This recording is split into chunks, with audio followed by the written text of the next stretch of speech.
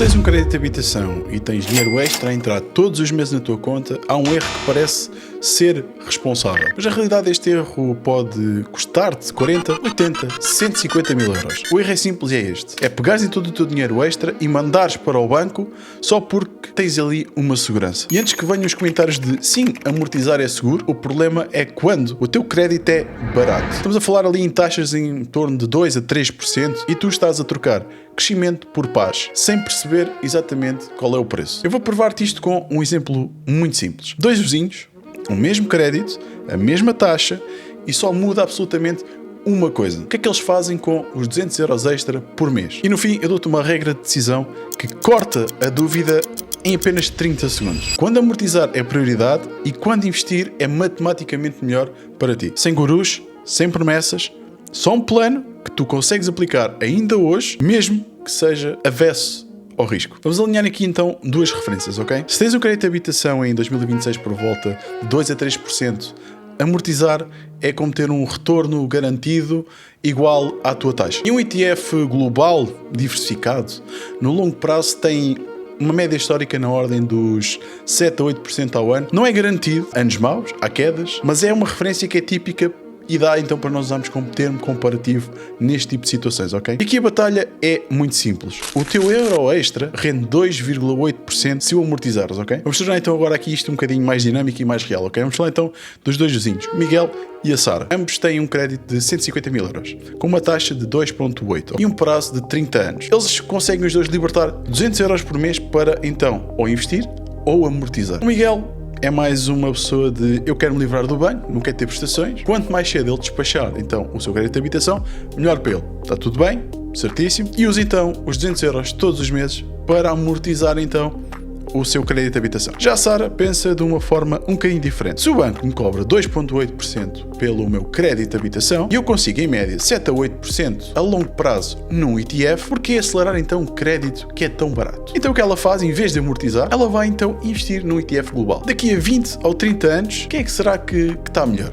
E antes que avances aqui no vídeo, diz-me uma coisa, aqui abaixo nos comentários, qual dos dois é que iria estar melhor de 20 a 30 anos? Agora deixa-me fazer isto sem complicar muito, ok? Vamos tentar não complicar. Primeiro é ter noção do chão, ok? 200 euros por mês durante 20 anos são 48 mil euros de esforço, ok? O que muda é o que é que acontece em cima desse esforço que tu estás então a ter extra para esses 200 euros. A opção A, então, que é então a amortização, que equivale aos 2,8%. Se tens 200 euros por mês a render, vamos lhe chamar assim, 2,8% ao ano, ao fim de 20 anos tens o equivalente a cerca de 64 mil euros em juros poupados, valor acumulado equivalente. Ok, isto são valores mais ou menos, ok? Ao fim de 30 anos, esse valor amortizado é mais ou menos 113 mil euros. Portanto, temos então aqui um cenário de amortização com esses 200 euros ao longo de vários anos. Agora vamos falar da outra parte, da segunda opção, que é então fazer um investimento de 7 a 8% ao ano de retorno médio, ok? Se os mesmos 200 euros por mês que foram investidos no ETF a 7%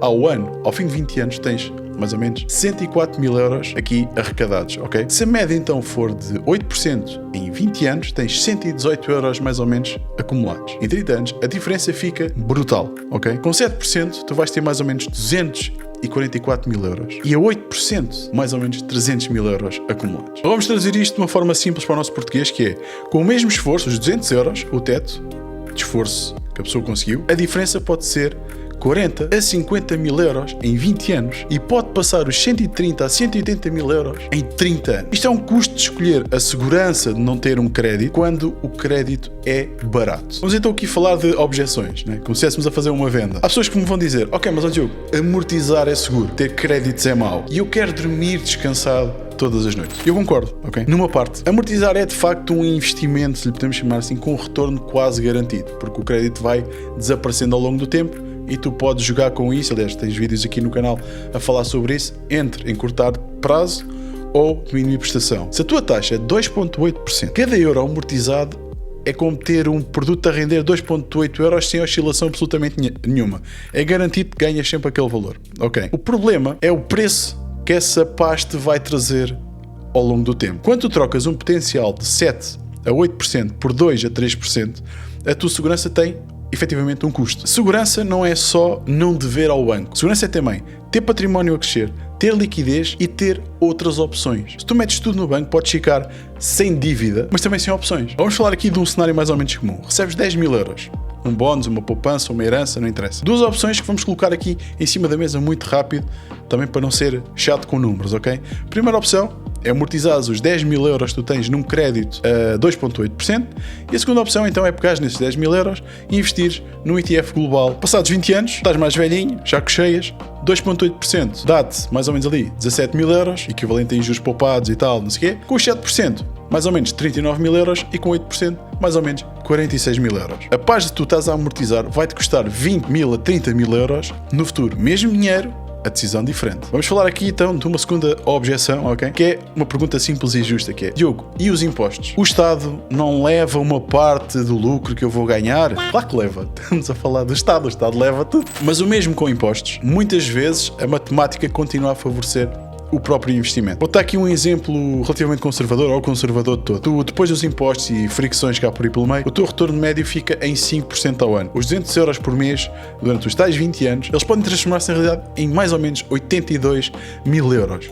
Comparando com os 64 mil equivalentes dos 2,8%, continua a haver aqui uma grande diferença entre os dois pontos, que está aqui na ordem dos 18 mil euros. Estamos a falar disto já com os próprios impostos adquiridos através desse valor. Isto quer dizer que tu nunca deves amortizar? Claro que não. Há situações em que amortizar é a decisão mais certa. Amortiza com prioridade se tens, por exemplo, taxas de juros muito altas. Imagina que tens uma taxa de juros de 5, 7 ou mais por cento. Isto normalmente acontece em créditos ao consumo, portanto é muito importante ter isso em consideração. E a taxa de esforço está a sufocar-te e precisas de baixar a prestação então do teu crédito para sobreviver, também amortizar faz, para mim, na minha lógica, todo o sentido. Agora, se tens, por exemplo, um crédito de habitação super barato, 2, 3%, é dinheiro barato, ok? Fundo de emergência feito, ok, tranquilo. E um orçamento minimamente controlado, também tens aqui um e-book de orçamento simplificado em 30 minutos, em que podes aprender a fazer então o teu orçamento em 30 minutos. É um e-book que eu disponibilizo, está aqui em baixo na descrição, podes adquirir. Então, mandar todo o dinheiro extra para o banco só porque sim, matematicamente,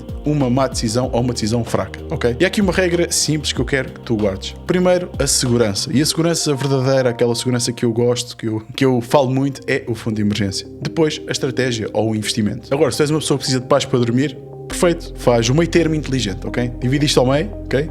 E faz as duas coisas. Amortizas uma parte e investes a outra. Outra coisa é que se tu estás a pensar então em comprar casa, ou se tu já tens casa, isto também é para ti, então tu podes e deves fazer uma coisa, que é ver as melhores condições possíveis que tu tens para o teu crédito de habitação. Eu tenho uma forma simples de fazeres isso, sem andar a saltar de banco em banco, sozinho, sem perceber nada daquilo que eles estão a dizer, sem perceber nada daquilo que está ali nos contratos, ok? Aqui na descrição também vais encontrar um link para pedir então, não uma simulação de crédito, ok? Mas um acompanhamento personalizado por alguém certificado pelo Banco de Portugal e que te vai então ajudar a fazer então estas simulações e encontrar o melhor crédito de habitação para ti, ok?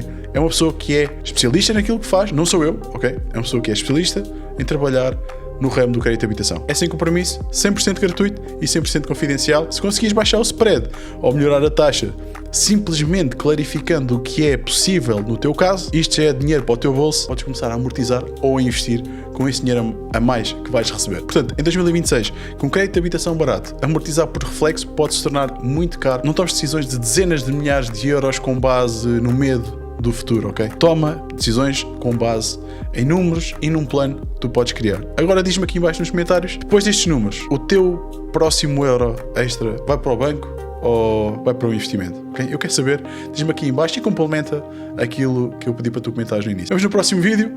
Fui!